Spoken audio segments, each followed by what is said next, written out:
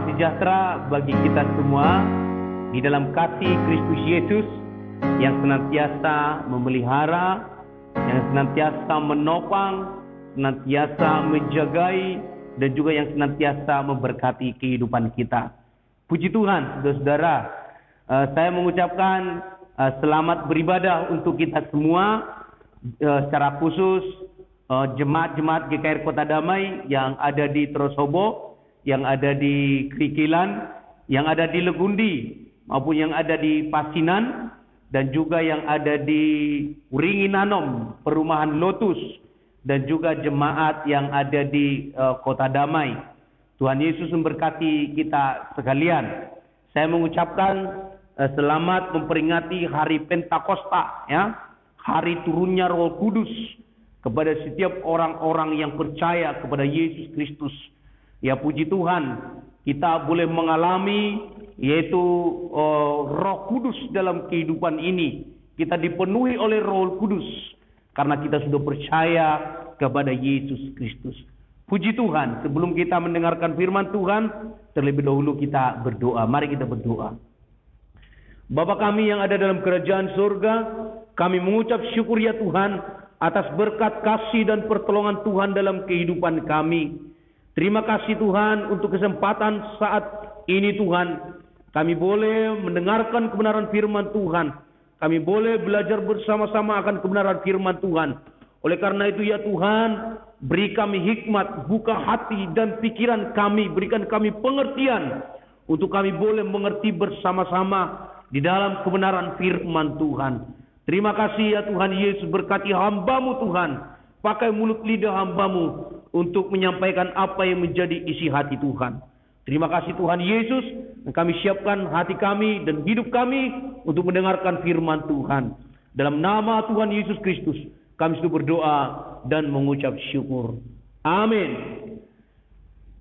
Puji Tuhan, saudara-saudaraku yang dikasihi oleh Tuhan, kita bisa merayakan hari Pentakosta lagi pada saat ini. Nah, oleh karena itu kita akan mempelajari kebenaran firman Tuhan yang saya ambil di dalam Kisah Para Rasul pasal yang pertama. Kisah Para Rasul pasal yang pertama ayat yang ke-8. Demikianlah firman Tuhan. Tetapi kamu akan menerima kuasa kalau Roh Kudus turun ke atas kamu, dan kamu akan menjadi saksiku di Yerusalem dan di seluruh Yudea dan Samaria dan sampai ke ujung bumi. Nah, demikianlah firman Tuhan. Nah, saudaraku yang dikasihi oleh Tuhan, memang pembacaan ini itu adalah peristiwa di mana Yesus terangkat ke surga. Nah, Yesus menjanjikan bahwa orang-orang percaya, murid-murid Yesus akan menerima kuasa, yaitu jikalau Roh Kudus turun ke atas murid-muridnya, yaitu ketika, dan hal itu pun terjadi pada hari Pentakosta. Nah, saudara-saudaraku yang dikasihi oleh Tuhan, Pentakosta, kalau kita berbicara tentang Pentakosta, ya berasal dari kata yaitu Pentekoste, ya Pentekoste, yaitu artinya hari ke-50. Hari ke-50 ataupun 10 hari setelah kenaikan Yesus Kristus ke surga, ataupun 50 hari setelah kebangkitan Yesus Kristus dari kematian. Nah, saudara-saudaraku yang dikasihi oleh Tuhan, hari Pentakosta ini membuat orang-orang percaya semakin teguh, membuat orang-orang percaya yang percaya kepada Yesus Kristus menjadi orang-orang yang hebat, orang-orang yang berkuasa. Karena apa? Karena Pentakosta ini membuat Tuhan telah memutuskan untuk tinggal di dalam diri kita.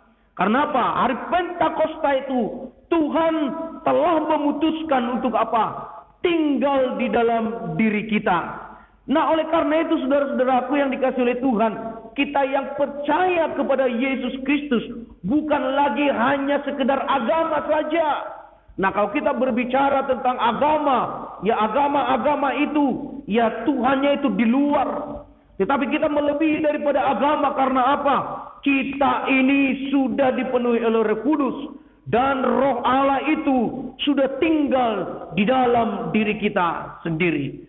Nah puji Tuhan saudara-saudara, oleh karena itu, nah ketika orang-orang percaya yang sudah dipenuhi oleh Roh Kudus, maka mereka akan mendapatkan yang namanya kuasa, ya, kuasa di dalam diri kita. Nah saudara, coba kita perhatikan, ada beberapa hal kata penting yang harus kita perhatikan di dalam ayat yang ke-8 ini dari pasal 1 Kisah Para Rasul, yaitu tetapi kamu di sana itu memiliki pengertian di sini adalah murid-murid, di mana mereka yang sudah percaya kepada Yesus.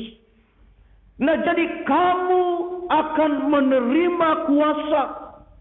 Nah, saudara ingat, yang menerima kuasa di sini adalah manusianya, orangnya, kitanya yang percaya kepada Yesus Kristus.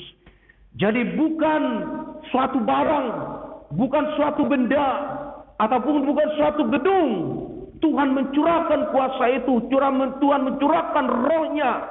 Tetapi bagi setiap diri kita, kitanya yang diberi kuasa, kitanya yang diurapi, kitanya yang dipenuhi oleh Roh Kudus. Bukan gedung yang diurapi, bukan rumah yang diurapi, bukan atau benda-benda apa yang diurapi, bukan saudara-saudara. Nah saudara-saudara, sekarang ini kan zamannya banyak diurapi. Wah, suatu kursi-kursi gereja, wah, diurapi supaya penuh jemaat-jemaat. Wah, suatu rumah itu diminyak-minyaki, diurapi, ya, saudara-saudara, supaya hilang yang namanya setan-setannya dari rumah saudara-saudara. Saudara kalau mau memasuki rumah itu, bukan rumah itu yang diurapi ataupun diminyak-minyaki, tidak. Yang penting adalah yang didoakan orangnya, karena setannya itu ada di dalam rumah, yang ada di dalam rumah itu.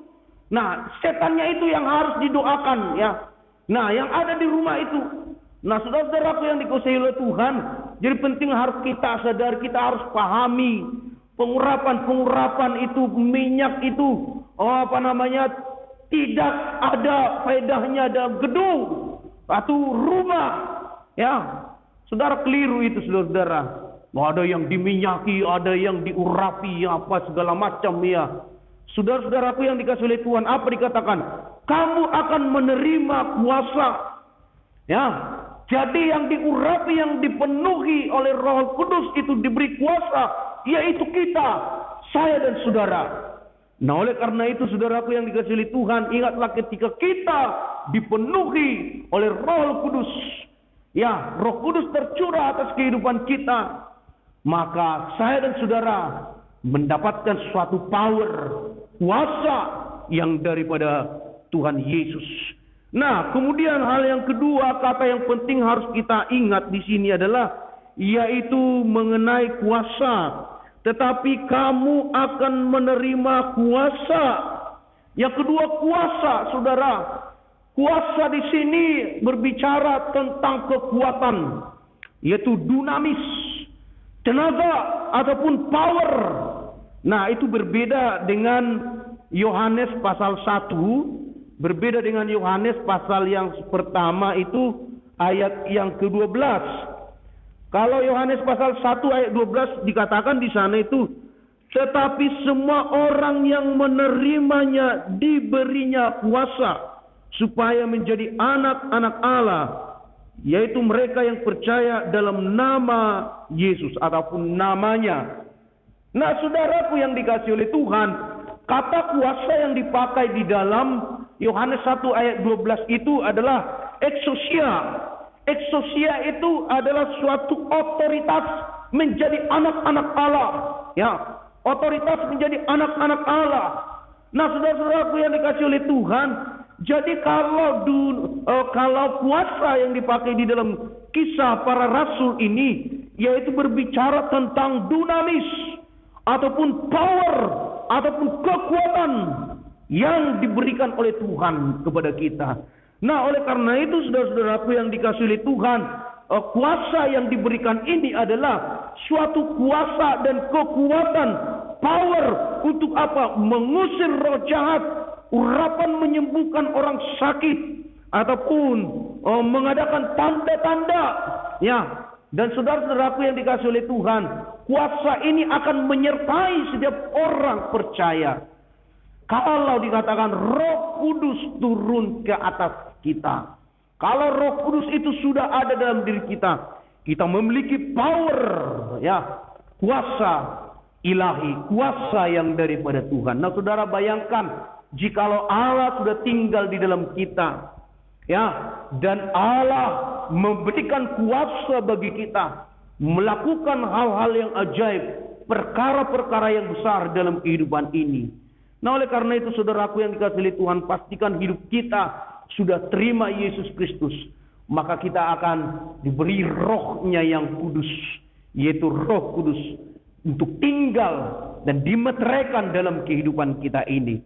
Nah, oleh karena itu saudara-saudaraku yang dikasihi oleh Tuhan, kuasa apa yang kita alami, yang kita terima dari Roh Kudus ketika kita bisa mengalami pencurahan Roh Kudus ataupun mengalami Pentakosta dalam kehidupan ini? Yang pertama di sini adalah kuasa menjadi saksi. Kuasa menjadi saksi. Nah, saudaraku yang dikasihi oleh Tuhan, kalau kita berbicara tentang saksi di sini adalah yaitu marturos, ataupun diterjemahkan di sini marturos, menjadi saksi, ya, menjadi saksi. Nah, oleh karena itu kalau kita berbicara tentang marturos ini, maka muncul di sana itu maka kata yang dikatakan dengan martir. Nah, kalau kita berbicara tentang martir itu adalah yaitu mati syahid. Mati syahid ataupun mati karena iman kepada Yesus Kristus. Nah, saudara-saudaraku yang dikasihi oleh Tuhan, mati karena iman ataupun mati syahid itu kata martir ataupun marturos.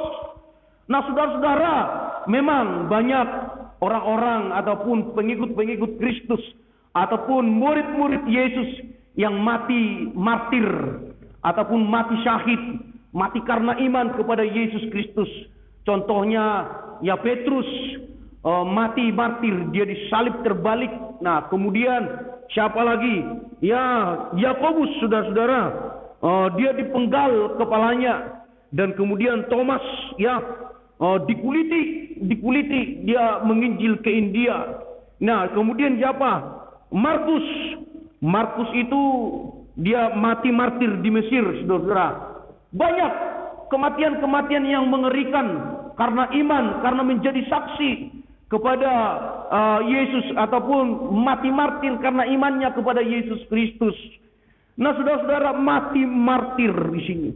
Mati martir, saudaraku yang dikasihi oleh Tuhan, memang saudara-saudara, kalau kita berbicara tentang kata mati martir di sini adalah memang kita akan berpikir, wah, dia ini orang-orang yang mati karena Kristus. Wah, dia ini orang-orang yang karena mempertahankan imannya.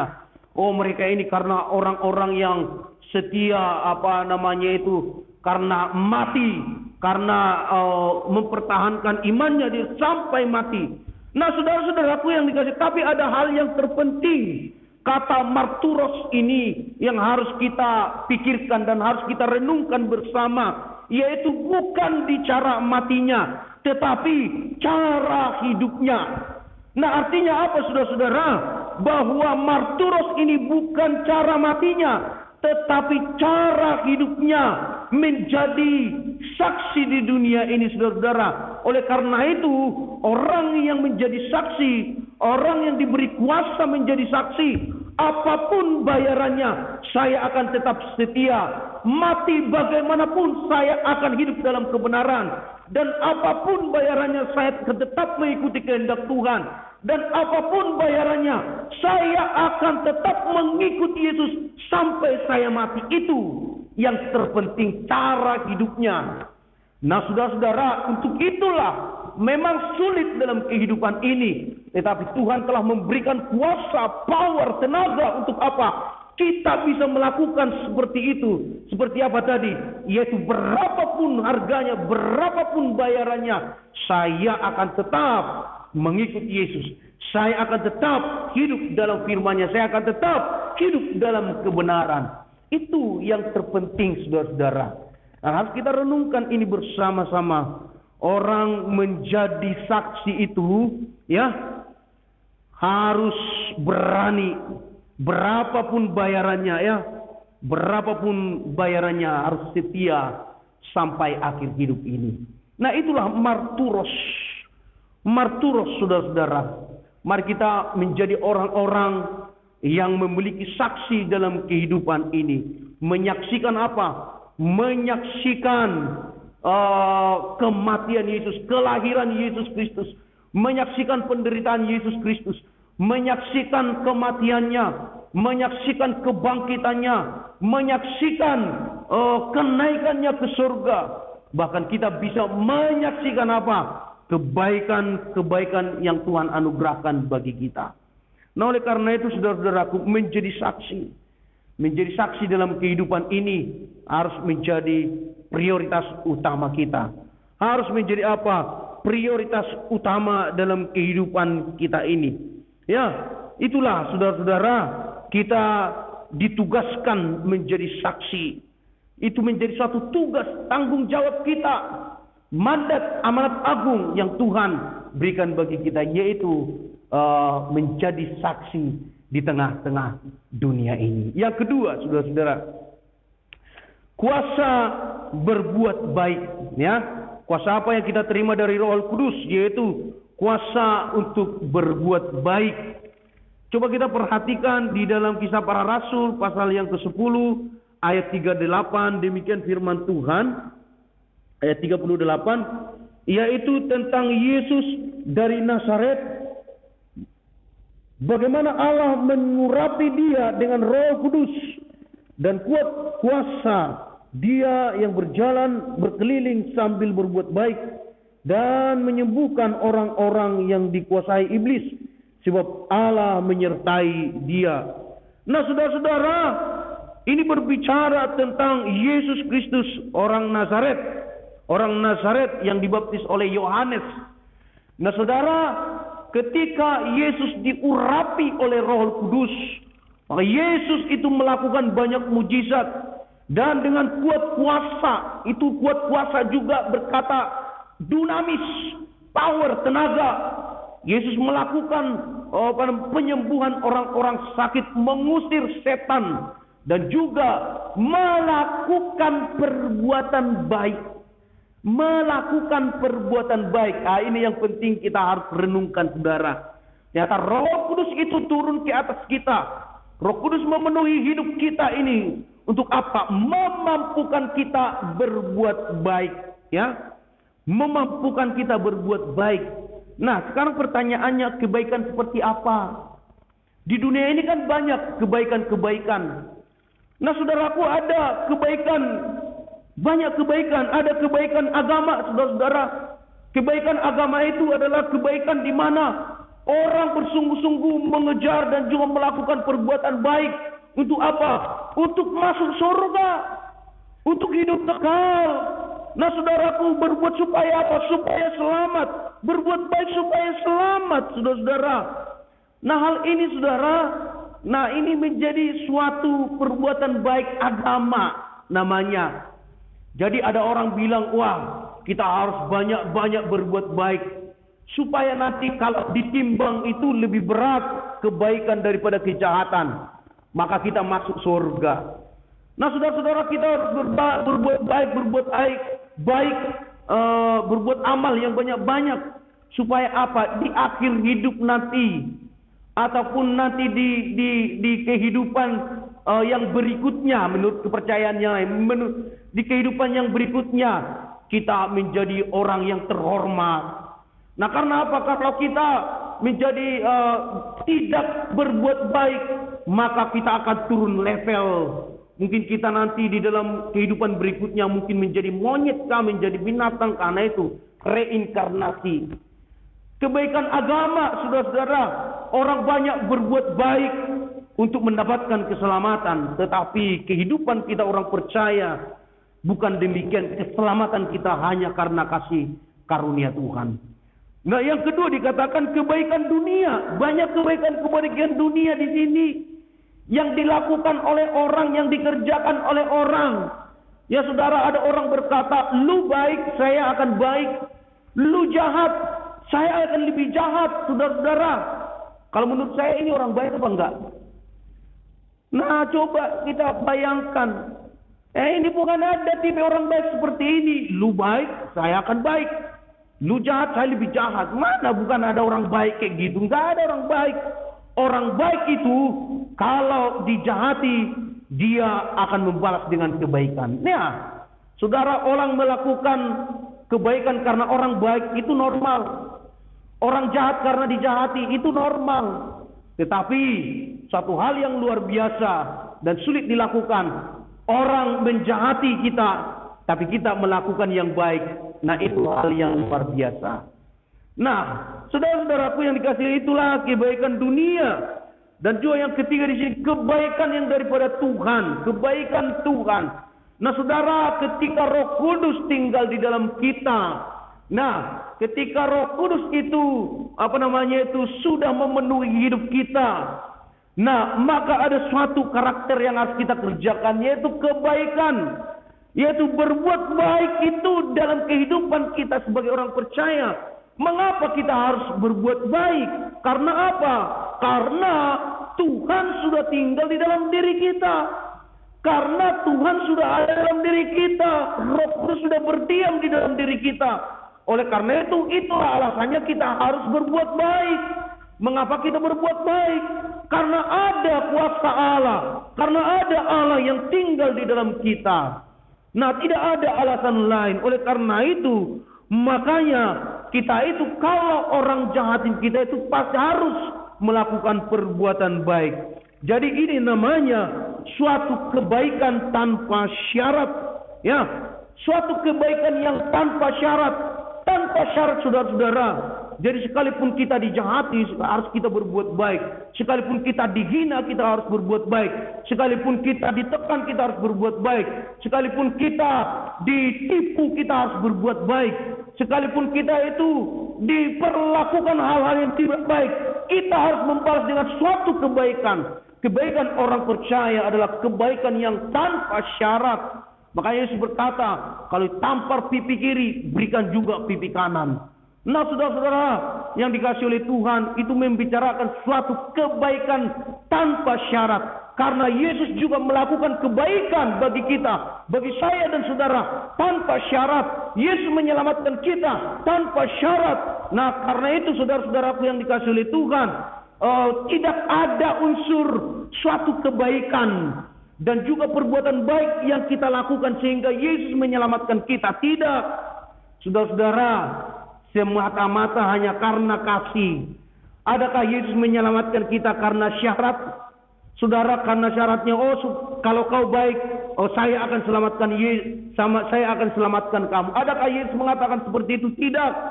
Kalau kamu itu banyak beramal, saya akan menyelamatkan kamu. Adakah Yesus membuat syarat seperti itu? Tidak.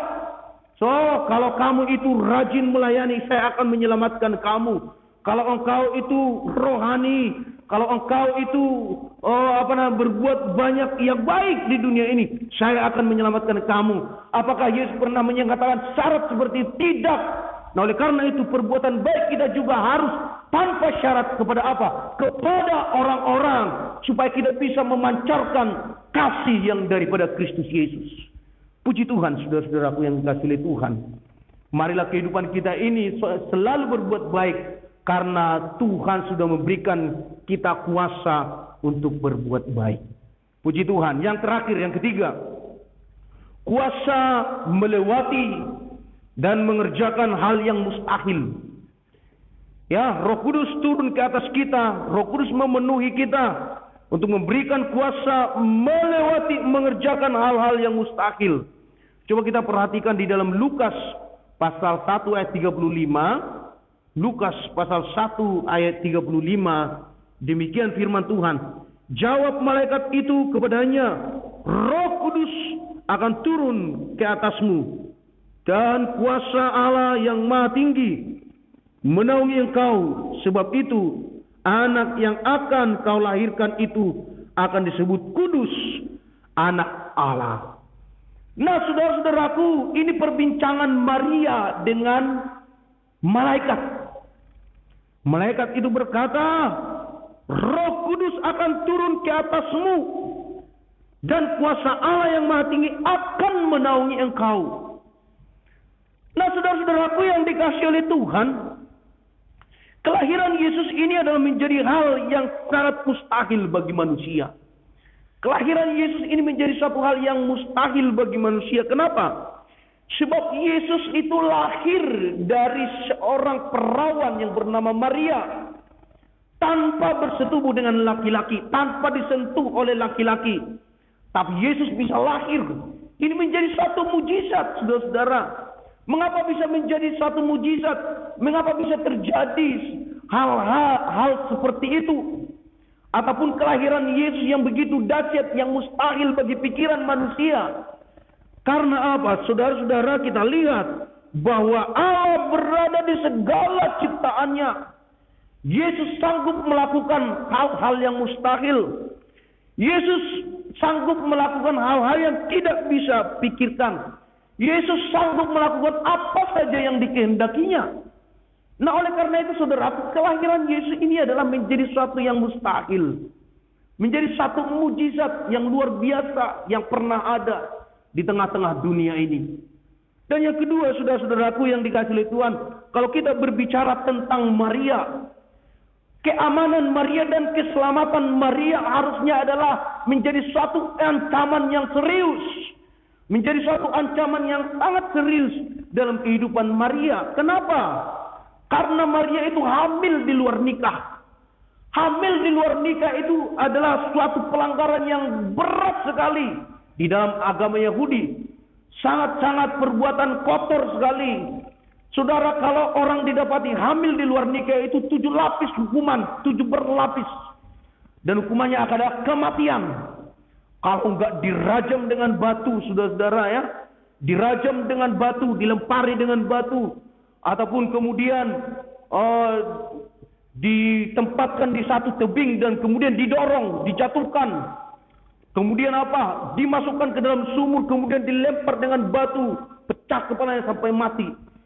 Nah, saudaraku, ada seorang peneliti, ya, meneliti tentang hukum di agama Yahudi tentang perempuan yang hamil di luar nikah, bahwa Maria ini sebenarnya mustahil dia bisa hidup. Mustahil dia bisa itu selamat. Karena apa? Dia pasti akan kena hukuman. Dia pasti akan kena dirajam ataupun mati hukumannya. Tetapi saudara-saudara, firman Tuhan itu berkata, dikatakan di sana, Roh Kudus akan turun ke atasmu, dan kuasa Allah, yaitu dunamis, yang Maha Tinggi akan menaungi engkau, akan menaungi engkau. Saudara, itulah yang menaungi Maria. Roh Kudus, kuasa Roh Kudus menaungi Maria, saudara-saudara. Oleh karena itu, saudaraku yang dikasihi oleh Tuhan, kita pun juga akan dinaungi oleh kuasa Roh Kudus dalam menghadapi hal-hal yang mustahil. Saudara, Maria terjadi mujizat dalam kehidupannya karena Roh Kudus turun ke atasnya. Kuasa Allah adalah diri Maria yang menaungi dia di dalam perjalanan hidupnya. Nah, oleh karena itu, saudaraku yang dikasihi oleh Tuhan, mungkin kita tidak seperti Maria, melainkan banyak hal-hal yang mustahil yang kita pikirkan, yang mungkin kita tidak bisa bayangkan dalam kehidupan ini. Nah, saudara-saudara, mungkin itu masalah pekerjaan yang sudah mungkin kita tidak bisa dapatkan lagi. Mungkin adalah mustahil bagi kita, untuk keluarga kita yang sudah hancur lebur, terpuruk, mustahil untuk bisa berdamai lagi. Mungkin saudara-saudara, suatu kehidupan ekonomi yang sudah ambruk ataupun sudah jatuh ekonomi, mustahil bisa bangkit kembali. Nah, saudara-saudaraku yang dikasihi oleh Tuhan, Ingat, masih ada satu harapan dalam kehidupan kita, yaitu mujizat Tuhan melalui kuasa Allah yang sudah ada dalam kehidupan kita untuk melewati perkara-perkara yang besar, untuk mengerjakan suatu hal-hal yang mustahil, yaitu di dalam hidup kita ini ada Roh Kudus, ada kuasa, ada power, ada dunamis tenaga yang bisa kita andalkan, yaitu ketika Roh Kudus bekerja dalam kehidupan kita. Nah, oleh karena itu saudara-saudaraku yang dikasihi oleh Tuhan, ya jangan takut saudara-saudara dalam kehidupan ini menghadapi hal-hal yang mustahil sekalipun. Ingat, ada kuasa Allah yang senantiasa menaungi kita sama seperti Maria. Puji Tuhan saudara-saudara. Amin firman Tuhan. Biarlah firman Tuhan ini yang akan terus menuntun hidup kita, memberkati kita, dan senantiasa menguatkan kehidupan kita. Tuhan Yesus memberkati. Mari kita berdoa. Bapa kami yang ada dalam kerajaan surga, kami mengucap syukur ya Tuhan atas berkat firman Tuhan yang sudah kami dengar. Berkati kebenaran firman-Mu Tuhan dalam kehidupan kami, sehingga kami boleh menjadi kuat, sehingga kami semakin teguh iman kami dalam menjalani setiap aspek kehidupan ini ya Tuhan. Terima kasih ya Tuhan Yesus, terima kasih Bapa. Hamba-Mu boleh selesai berbicara, tetapi Roh Kudus akan terus mengingatkan firman ini dalam kehidupan kami. Terima kasih Tuhan Yesus. Inilah doa ucapan syukur kami serahkan ke dalam tangan-Mu. Di dalam nama Tuhan Yesus Kristus kami sudah berdoa dan mengucap syukur. Amin.